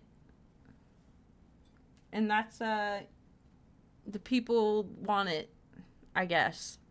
All I can think of is the UTIs, but hey, we listen and we don't judge. Write that down. Yep. Of what does it look like for bodies to be non-normative within Omegaverse? Tumblr users report.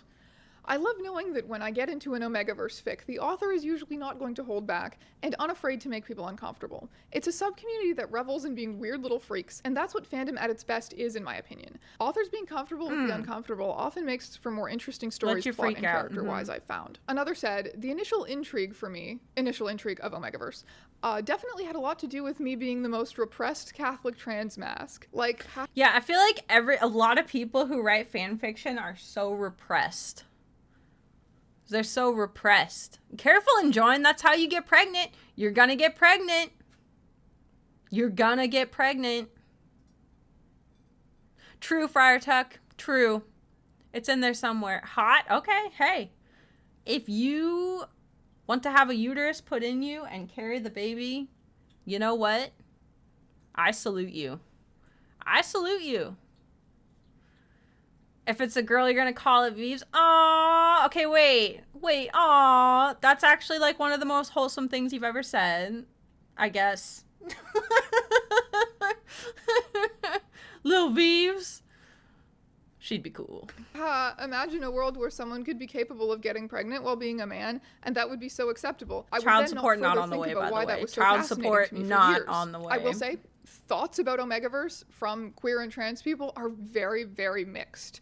I have read a lot of them. Omegaverse has the ability to explore experiences similar to the experiences of trans people without those characters literally being trans. Kind of in the same way it is able to do that for women's issues. And some people really like that. You can have a male character who can get pregnant. You can have a female alpha who has a penis, and you don't really Period. Just the lady alpha with a big old peener. You know what? We stand. Okay, we stand. I'm not opposed. I'm not opposed. Explain why that is just a feature of the setting. Whereas some people find that the portrayals of these Oh characters... shit, enjoying twins? You gonna impreg twins? You wild for that. You wild for that. Look, you're upsetting Ike. Ike, you're not allowed to listen to this. Go lay down. This is... No, you're not allowed to listen to this. You're not old enough. No. No. Be really inaccurate and fetishizing. Ike For says hi, by example, the way, guys. Some people, though I do not understand, fetishize pregnancy. And so, in that context, the concept of the pregnant man can be especially intriguing because, well, it's so shocking, it's so taboo. Male pregnancy is the ultimate other to both straight couples and gay couples who can't produce children. He's too young, so naturally, trans people would like to have some words with you about... about those. You got to be careful when introducing your cat to the Omegaverse because they may become a werewolf, okay? You got to be careful with that. No, no. Hey, my sweet baby boy doesn't do that, okay? My sweet little baby boy would never, all right? He's just a little old man. He's just a little old man. Those sort of attitudes. Sweet, innocent baby child. That sort of fetishizing and othering. Although, apparently when Ike was younger, he used to, like, try to hump his brother a lot. Yeah, I'm sorry, Ike. I'm kind of airing your dirty laundry. Apparently Ike used to try to hump his brother a lot. I don't know. I wasn't around for that. That was way before I was with Evil. But, yeah. So, maybe Ike has been reading the Omegaverse. I don't know. The user said, unfortunately for my trans mask ass, most of the time it being Omegaverse, features things that make me dysphoria. Ike is just... Male characters get their entire personality and thoughts erased. Ike just doing his thing. Just, let him live his life. He's just a guy, you know? Just a guy. Completely a lot of the time, and turn into the wanton sex kitten you'd expect in a bad porno's female lead. A lot of the time, it feels very invalidating, as though the man's gender expression and personality don't matter when he's in heat, and he will conform to the stereotypical feminine tropes found in porn just because he has the power to give birth. And that's totally hot and okay with everyone involved. I usually click the back button on those. A number of people also told me that a really big and noticeable trend in Omegaverse fanfiction in the past couple of years is phasing out the ass babies of 2010's Omegaverse.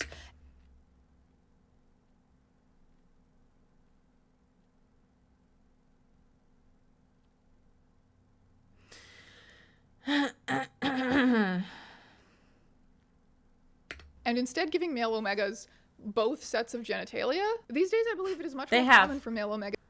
All the genitals. All the genitals. Ken quote. Barbie. You know? All the genitals. Jazzy knows. Is to be described as some form of intersex. The specifics are pretty varied, usually in the realm of hermaphrodism, with any possible combinations. Also, hey, intersex representation. Love that. You literally see that nowhere. Okay, you literally see intersex. We've touched on this before. Like, you literally see intersex representation nowhere. So, hey. Shouts out. South Park latest season, Satan has Trump's baby growing in his butt. Yeah, that sounds like South Park. Yeah, that sounds like South Park. Also probably true. Probably actually IRL accurate. Let's be so for real. Sex characteristics. The problem with equating this with intersex people is that's almost never what intersex people actually look like or experience. The portrayal of intersex people as possessing perfect sets of both genitalia or like a slight variation on that is largely a fetishized fantasy. If we're talking about concepts, we don't want to fetishize though. We don't want to fetishize. Yeah, intersex people are also different.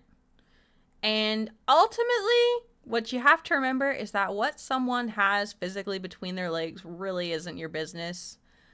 I know that there's like curiosity that comes with intersex, right? Like humans are just naturally curious, especially if something's different. So like if you know someone's intersex or something, you're probably curious like what's going on down there. But you have to remember that at the end of the day, like it's not your business.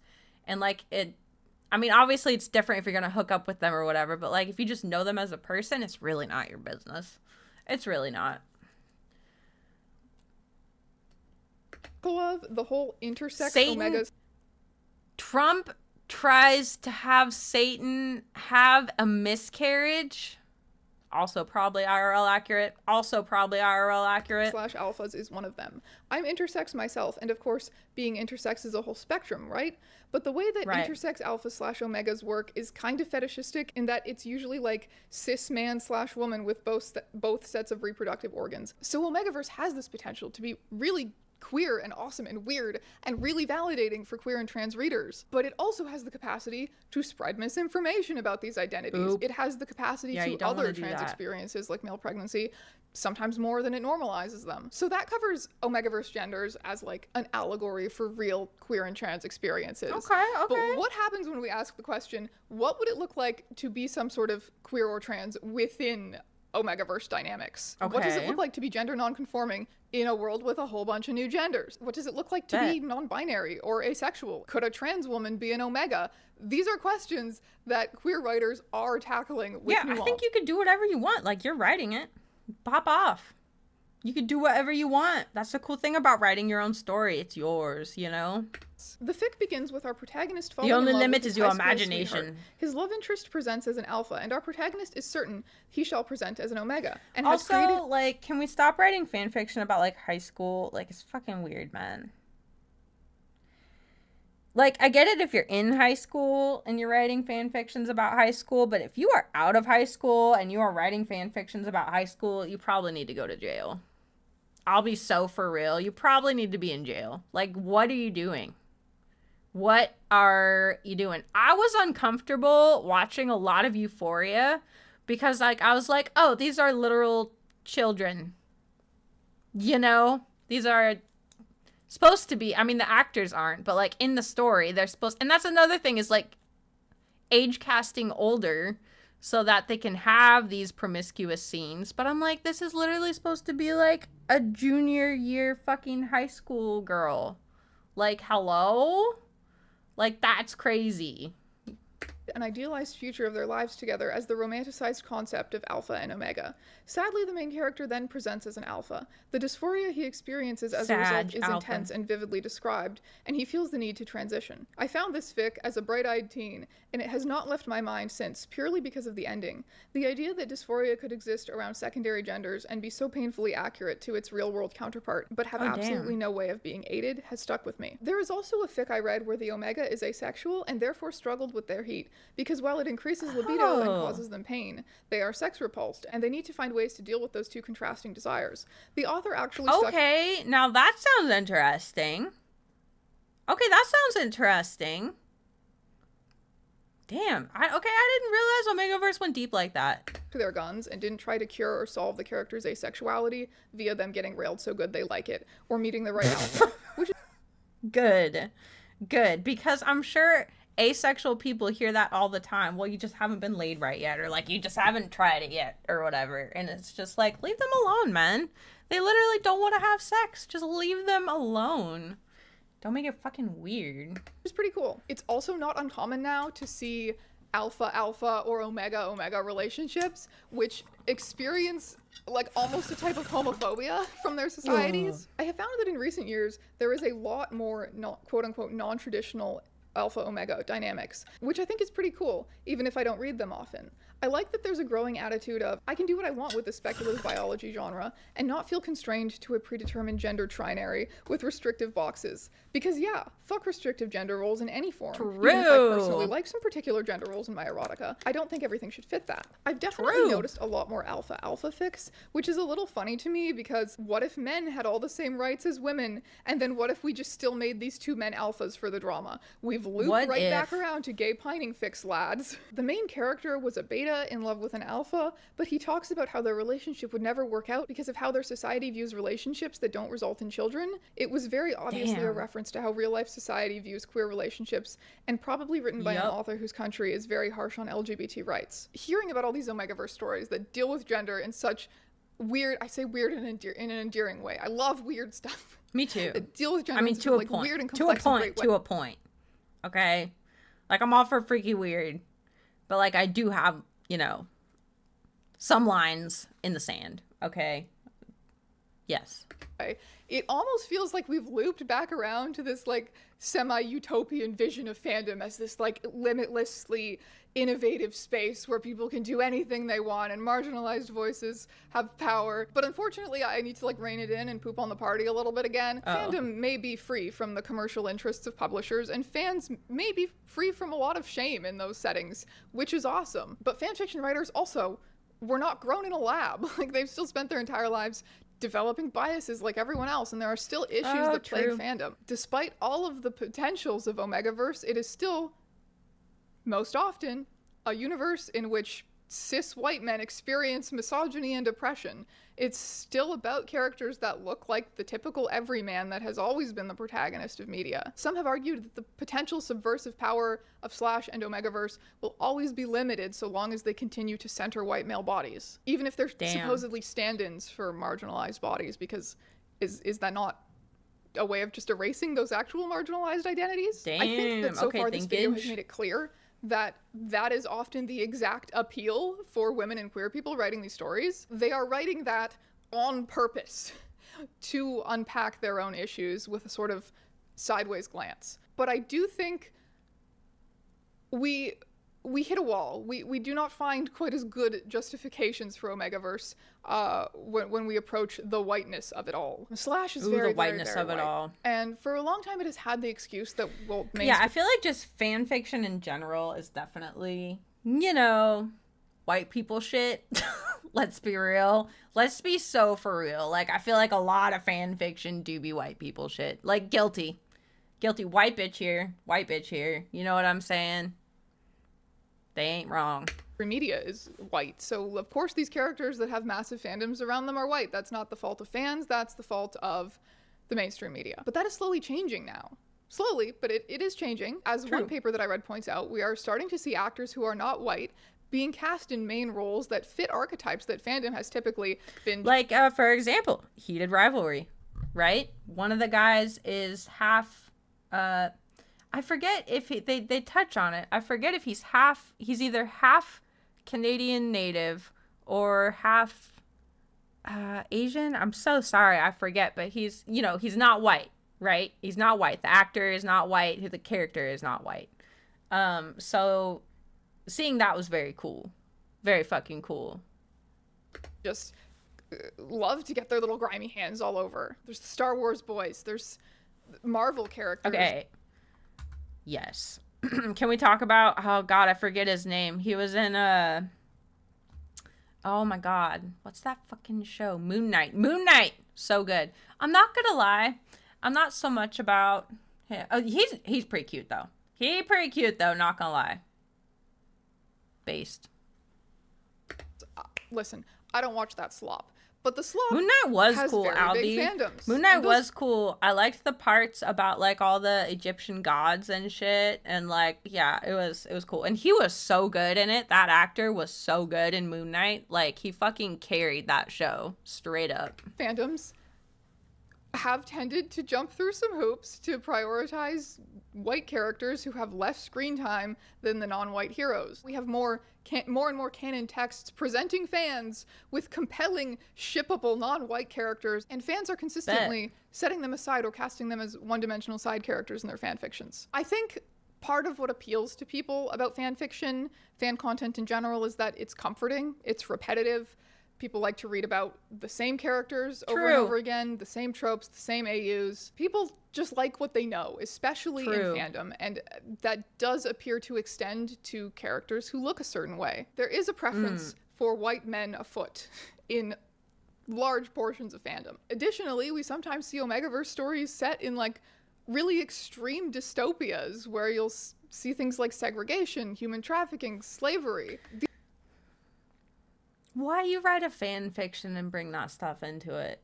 Like, okay, as a fan fiction writer, I feel like I can say this. Like, why you bring that stuff into it, man? You can literally create any world you want. You don't bring that stuff into it? Brother, man. I don't know. These are things that obviously take inspiration from history, from the traumas of non-white people, and then give those traumas to pregnant Jensen Ackles. Maybe there are...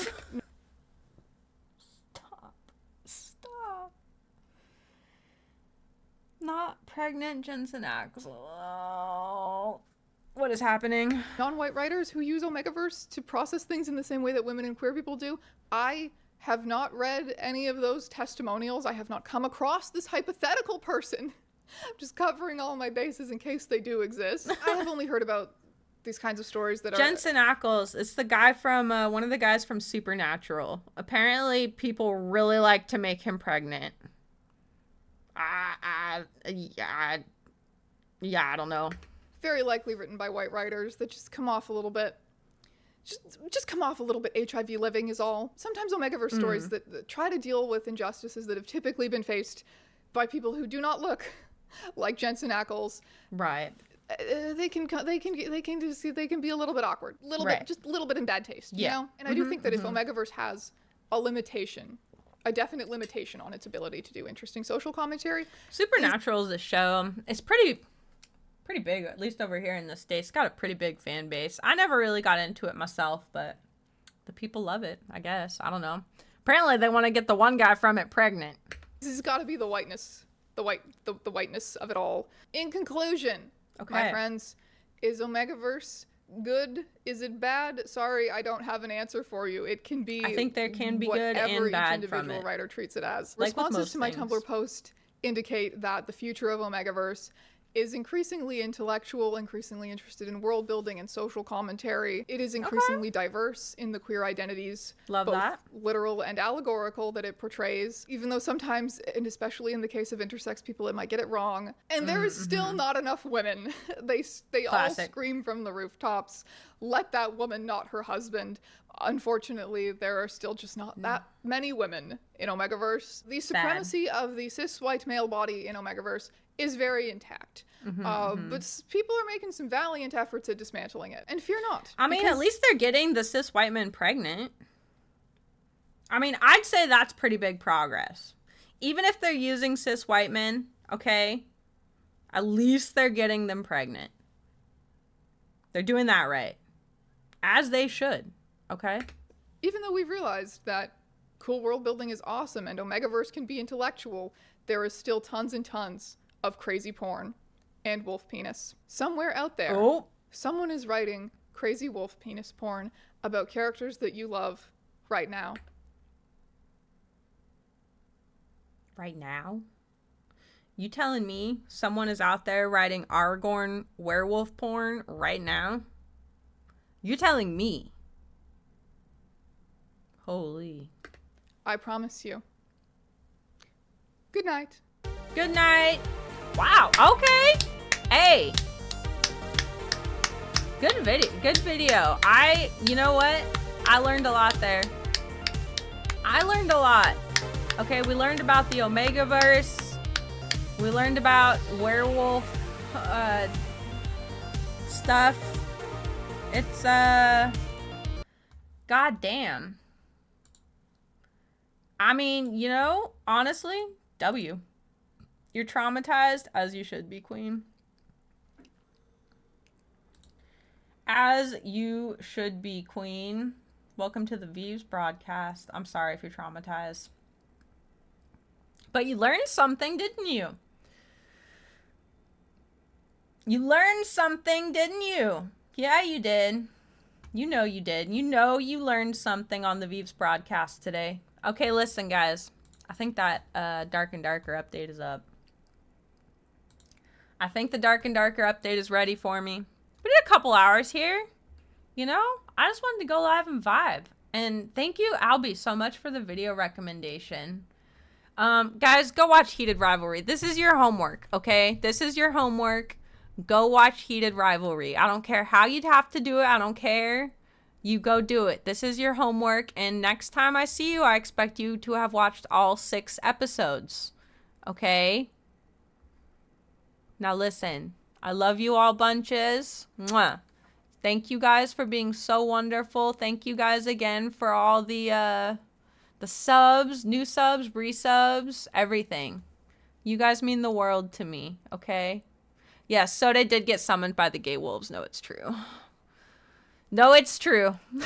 All right, sweet things. I love you. I will see you next time. Bye, Barbies. Bye, Kens. Bye, cuties.